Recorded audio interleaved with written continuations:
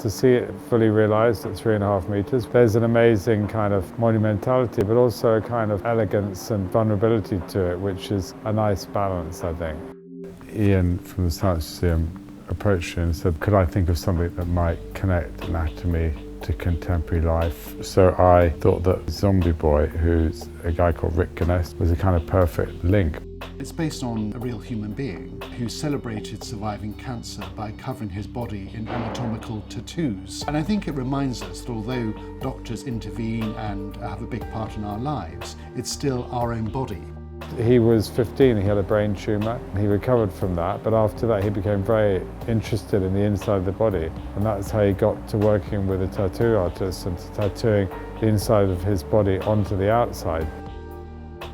His tattoos oscillate between art history and the tradition of the écorché figure, and then pop culture and street culture. So it's this kind of beautiful bridge between now and then, and something more academic and something more popular.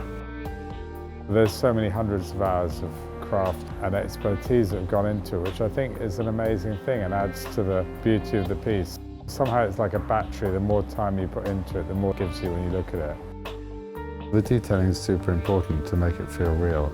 So all the rivets on the jeans and the frayed fabric and all that is hugely important to give you the sense that you're looking at something that's actual scale and real and not an amplification of it.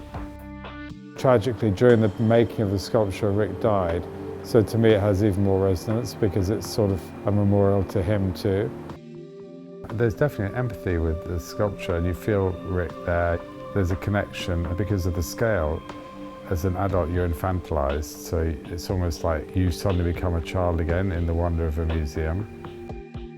I think that art and science look at the same areas, but I'd say the difference is that science is looking for answers and art is looking to pose questions.